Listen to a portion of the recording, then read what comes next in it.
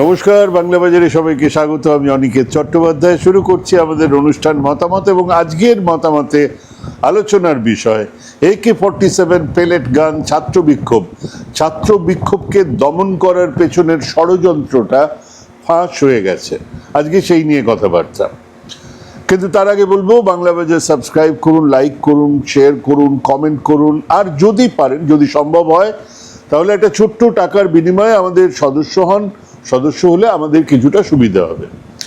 এটা গেল প্রথম কথা। দ্বিতীয় হচ্ছে গিয়া, আজকে আমাদের জিরো আওয়ার রয়েছে। আজকে আমরা জিরো আওয়ারে আলোচনা করব খুব দ্রুত বদলে যাওয়া আমাদের দেশের রাজনীতিকে নিয়ে, এবং সেখানে আমাদের আজকের যারা বক্তা, তাদের মধ্যে রয়েছেন রাজেশ ভট্টাচার্য, রয়েছেন সিদ্ধব্রত দাস, এবং রয়েছেন ডাক্তার রেজাউল করিম।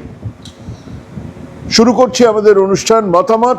আজকের শীর্ষক, ছাত্র আন্দোলনকে নষ্ট করে দেবার জন্য, ছাত্র আন্দোলনকে বন্ধ করে দেবার জন্য যে ষড়যন্ত্রটা হয়েছিল সেটা ফাঁস হয়ে গেছে।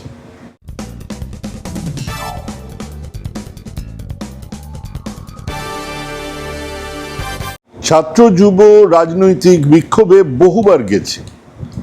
তখন অবশ্য ছবিটা আলাদা ছিল। কোনো সময় সাংবাদিক হিসেবে গেছি, কোনো সময় নিজে অ্যাক্টিভিস্ট হিসেবে গেছি। ছবিটা আলাদা ছিল। বিক্ষোভকারীরা গালাগালি দিতেন না, স্লোগান দিতেন। মিশ্রাজি বিল, প্রেস বিল ওয়াপস লো, সেসব স্লোগান ছিল রাজনৈতিক, একেবারে গতে বাঁধা। গালাগালি দিত পুলিশের পেছনে থাকা সিআরপিরা।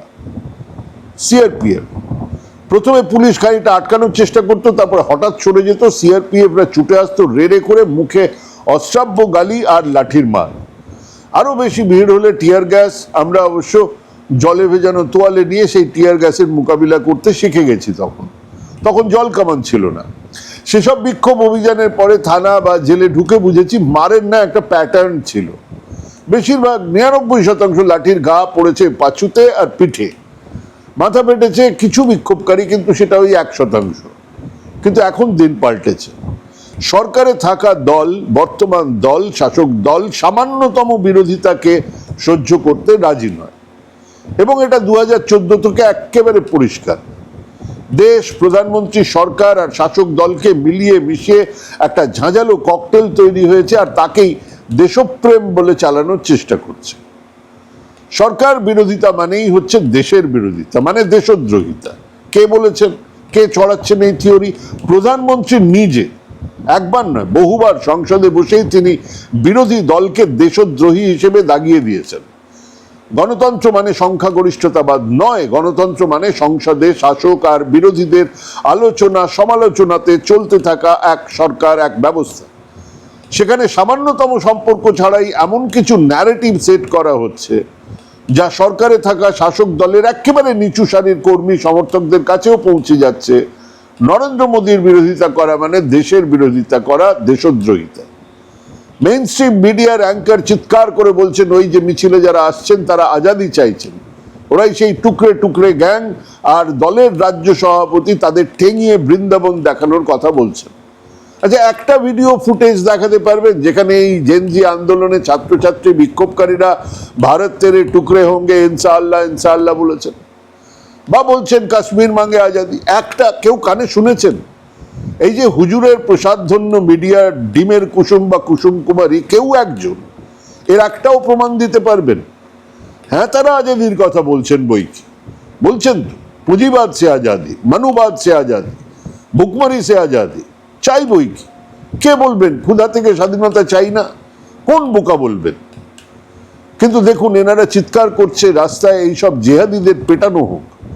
একজন তো বললেন জ্যান্ত পোড়ানো হোক। চিৎকার করে বলছেন ডিপ স্টেটের খেলা চলছে, বিদেশের পয়সাতে দেশের মধ্যে অচলাবস্থা তৈরি করার চেষ্টা চলছে। বলছে কারা? তারাই ক্ষমতায় বসে রয়েছে।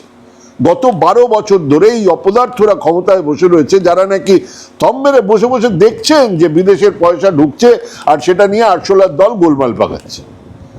আরে ভাই, ইডি আছে, সিবিআই আছে, এনআইএ আছে, আরো 1000টা ভিজিলেন্স আছে, আইন আছে। তাদের ধরো, জেলে পড়ো। 4 বছর আগে নিউজ ক্লিককে ঠিক এই অভিযোগে বন্ধ করা হয়েছে। চীনের দালাল, চীনের টাকা খাচ্ছে, আমেরিকার টাকা খাচ্ছে। মালিক সম্পাদক প্রবীর পুরকায়স্থকে জেলে পোড়া হয়েছে, এক বছর ধরে সে প্রতিষ্ঠান বন্ধ হয়ে গেল। আজ এতদিন পরে জানা যাচ্ছে যে ওনার বিরুদ্ধে বা নিউজ ক্লিকের বিরুদ্ধে কোনো সামান্যতম অভিযোগও প্রমাণিত হয়। মানে খুব পরিষ্কার মিথ্যে বলছে গোয়েবলসের বাচ্চারা। আসলে দেশের জরাজীর্ণ অর্থনীতির শিকার আম জনতা যেন রাস্তায় না নামে, শিক্ষা স্বাস্থ্য নিলামে তুলে দেওয়ার বিরুদ্ধে যেন ছাত্র যুবকেরা না নামে। এই মুহূর্তে স্বাধীনতার পর থেকে সব থেকে বেশি গ্র্যাজুয়েটের সংখ্যা, যাদের চাকরি নেই, যারা চাকরি পাবার আশাও ছেড়ে দিয়েছে, তারা যেন রাস্তায় না নামে। এই মুহূর্তে ইংরেজ আমলের থেকেও বেড়েছে আর্থিক বৈষম্য, সেই বৈষম্যের বিরুদ্ধে রাস্তায় মানুষ যেন না নামে, এটাই আসল এজেন্ডা। কিন্তু সেই এজেন্ডা কাজ করছে না। আমরা দেখলাম ছাত্র যুবক বেকারেরা কেবল একটা ইস্যু, পরীক্ষার প্রশ্নপত্র লিকের বিরুদ্ধে রাস্তায় নামতেই নয় নার্ভাস পয়ে প্রশাসন। তাদের মাথাতেও নেই যে গণতন্ত্রে মানুষের বিরোধিতা করাটা সাংবিধানিক মৌলিক অধিকার। তারা এক রাজাকে ভগবানের আসনে বসিয়েছেন, এক ভক্তকুল দিয়ে তার আরতি করা হচ্ছে দিনে রাতে, আর সেটাকেই এক ডেইলি রুটিন বলে চালানো হচ্ছে দেশে। সেই চেনা ছকের বাইরে জেনজিরা বলছে না ভাই, আমরা এসব মানছি না, একটা ঠিকঠাক নিয়ম কানুন বানাও, চাকরি বা শিক্ষার প্রশ্নপত্র যেন লিক না হয়, আর ওই যিনি এতদিন এই শিক্ষা দপ্তরের মাথায় বসে আছেন তাকে পদত্যাগ করতে বলো। ছোট্ট ডিমান্ড, পাত্তাও দেয়নি সরকার। কারণ ওনারা জানেন যে এক ইডিয়েটকে ঘিরে প্রচুর ইডিয়েট ভক্তদের ভিড়কেই এখন দেশপ্রেম বলা হয়, এবং তাকেই মেনে নিয়েছে দেশ। অতএব এসব আরশোলারা করবে কি? তারপর খুব দ্রুত বদলেছে সময়, সারা দেশ উত্তাল হতে সময় নিয়েছে মাত্র 10-12 দিন। হ্যাঁ, এটাই ইতিহাসের শিক্ষা। কখনো কখনো বছরের পর বছর ধরে অনড় হয়ে বসে থাকে এক অন্যায় শাসন, আর কখনো কখনো এক দিনে সেই ক্ষমতার ভিত নড়ে যায়। শাসক বুঝতে পেরেছিল যে ছাত্র যুবকেরা সংসদ ভবনের দিকে রওনা দেবে, তো কি করা উচিত ছিল? ডায়ালগ শুরু করা, ছাত্র নেতাদের সঙ্গে কথাবার্তা শুরু করা। তারা ভাবলো ওই পালের গোদা অনশনে বসা সোনাম ওয়াংচুককে সরিয়ে নিলেই সব শান্ত হয়ে যাবে। হলো উল্টো, আরো লোক গিয়ে জড়ো হলো। তখনও কথাবার্তা শুরু করা যেত, কিন্তু এই সরকার, এই শাসক দল কথাবার্তাতে বিশ্বাসই করে না, ডায়ালগে বিশ্বাসই করে না। কাজেই তারা এবারে এই অভিযানকে ব্যর্থ করার পরিকল্পনাতে হাত দিল। এবারে ষড়যন্ত্রটা শুনুন। দিল্লির এক থানায় সিজ করা একটা ডাম্পারে করে প্রচুর পাথর নিয়ে গিয়ে জড়ো করা হলো, আর তার উপরে একটা বড় ত্রিপল দিয়ে ঢাকা দিয়ে নিয়ে গিয়ে ওই যন্তর মন্তর বিক্ষোভ সমাবেশের পাশেই রেখে দেওয়া হলো। একটা সিজ করা অনেক সময় বিভিন্ন কারণে ডাম্পার সিজ হয়, বিভিন্ন দেখবেন বিভিন্ন থানার সামনে গাড়ি ফাড়ি সিজ করে দাঁড় করানো থাকে, সেরকম একটা বড় ডাম্পার সেটা থানা থেকে বেরোলো, তাতে বোঝাই করা হলো ইট এবং পাথর, এবং সেটাকে যন্তর মন্তর সমাবেশের পাশেই রেখে দেওয়া হলো। গাড়িটা যে থানায় ছিল সেটা এখন প্রমাণিত। গাড়িটা থানা থেকে তো আর থানার লোকজন ছাড়া কেউ নিয়ে আসতে পারবে না, আমি আপনি তো গিয়ে নিয়ে আসতে পারবো না। কাজেই এটা একটা পরিকল্পনা ছিল। বহু প্লেন ড্রেসের পুলিশ ছিল, এখন পরিষ্কার, তাদের কোনো নেম ট্যাগ ছিল না, তারা প্লেন ড্রেসে ঘুরছিল, এবং তারা সময় মতো ওখান থেকে ইট পাথর ছুটতো। 2-4 জন পুলিশ, 2-4 জন সাধারণ ছাত্র মারা যেত, তারপরে আসতো গুলি করার অর্ডার, তাতে আরো কিছু লোকজন মারা যেত। দিনের শেষে এক হিংসাত্মক আন্দোলনের পরিসমাপ্তি হতো। মেইন স্ট্রিম বাজনদারে তারা তো বসেই ছিলেন, তারা তাদের খেল দেখাতেন। মানে ছাত্র এমনকি পুলিশের লাশের ওপরে তাদের এক ঘৃণ্য পরিকল্পনা রচনা করা হয়েছিল। কিন্তু এই ট্রাক, এই ডাম্পার ছাত্রদের চোখে পড়ে গেল। অভিজিৎ দীপক টুইট করছেন, প্রশান্ত ভূষণ টুইট করছেন যে এটা কি, এই ট্রাক কাদের, এখানে করে পাথর কেন আনা হয়েছে। সমাজ মাধ্যমে এসে গেল সেই সমস্ত খবর, সেই পাথর ভর্তি ট্রাকের ছবি। কাজেই এই পরিকল্পনা কাজে লাগেনি। আমরা জানি না যে এরকম আরো কিছু পরিকল্পনা ছিল কিনা, আরো এক আধ জায়গাতে এরকম ট্রাক রাখা ছিল কিনা, যা এই পরিকল্পনা ফাঁস হয়ে যাওয়ার পরে কাজে লাগানো হয়নি। সংসদ অভিযানের দিন বিক্ষোভকারীদের নিয়ন্ত্রণ করতে র্যাপিড অ্যাকশন ফোর্স র্যাব নানান এমন অস্ত্র ব্যবহার করেছিল যা মানুষকে মেরে ফেলবে না, কিন্তু তার ব্যবহারের ফলে শরীরের সাংঘাতিক ক্ষতি হতে পারে। ওদিন র্যাব 2 দফায় তাদের বক্তব্য প্লাস্টিক পেলেট ছুড়েছে। দিল্লি পুলিশের নথি বলছে সেই কথা। 22শে জুলাই দুপুর 1:24 নাগাদ পার্লামেন্ট স্ট্রিট থানার জেনারেল ডায়েরিতে সেটা লেখা হয়েছে। সেখানে র্যাফের একজন ডেপুটি কমান্ড্যান্ট জানাচ্ছেন 20 জুলাই সংসদ অভিযানের দিনে যন্তর মন্তরের 1 নম্বর জোনে দিল্লি পুলিশের একজন ডেপুটি কমিশনার, তার নেতৃত্বে র্যাফের নীল পোশাকধারী বাহিনী মোতায়েন ছিল। আপনারাও দেখেছেন সেই ভিডিও। তাদের আবার অনেকের ট্যাগ ছিল না। ওই ডেপুটি কমিশনারের নির্দেশে র্যাফ আন্দোলনকারীদের ছত্রভঙ্গ করতে ঝাঁপিয়ে পড়েছিল।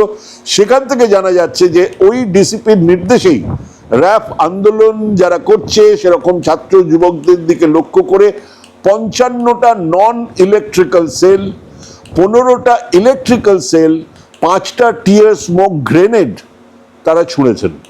তারা একটা জায়গার কথা বলছি, আমি সারা জায়গার কথা বলছি না। তারা অ্যান্টি রায়েট গান থেকে 2 রাউন্ড গুলি ছুঁড়েছেন আর 2 রাউন্ড প্লাস্টিক পেলেট ছুঁড়েছেন, যা তারা প্রথমে সরাসরি অস্বীকার করে যাচ্ছিলেন।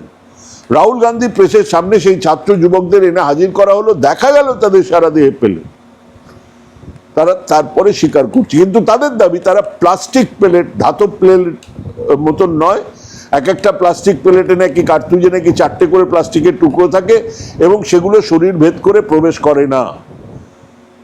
আমরা যে ছবি দেখছি তাতে একজনের গায়ে অন্তত 100 প্লেট ঢুকেছে। ওনারা বলছেন কার্তুজে 4টে প্লাস্টিকের টুকরো থাকে।